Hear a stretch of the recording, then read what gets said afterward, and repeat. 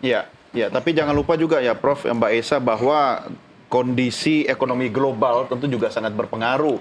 Belum lagi geopolitik di kawasan dan juga ini kan bagaimana Rusia sama siapa Ukraina itu kan belum akur juga gitu kan. Nah, oke lah, di tengah kondisi seperti itu Mbak Esa, Anda melihatnya harusnya APBN kita di tahun depan itu bisa menjadi stimulus ya untuk mengundang investor masuk lebih banyak. Apalagi kalau kita bicara pembangunan IKN yang kita sepakat bahwa APBN pasti tidak akan kuat menanggung beban IKN, begitu kan? Pendapat Anda?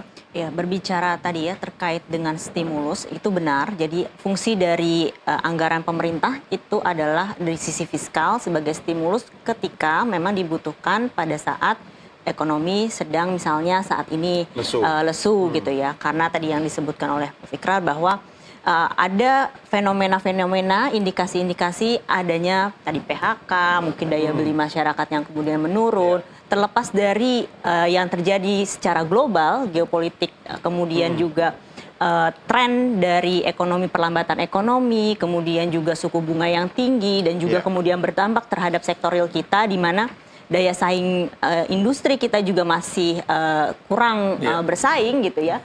Hal ini rasanya memang sudah bisa diprediksi bahwa kemungkinan bisa saja akan terjadi gelombang-gelombang berikutnya kalau misalnya memang tidak tertangani dengan baik. Kemudian terkait dengan investasi.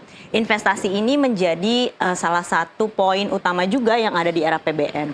Walaupun memang sebenarnya investasi itu tidak hanya di IKN loh. Investasi itu harusnya bisa membiayai program-program strategis yang lainnya gitu. Misalnya contohnya transisi energi, ekonomi hijau, kemudian industri prioritas kita, yang mana sekarang kita tahu bahwa isu deindustrialisasi ini juga patut menjadi perhatian seperti itu. Jadi memang perlu investasi untuk keberlanjutan ekonomi kita.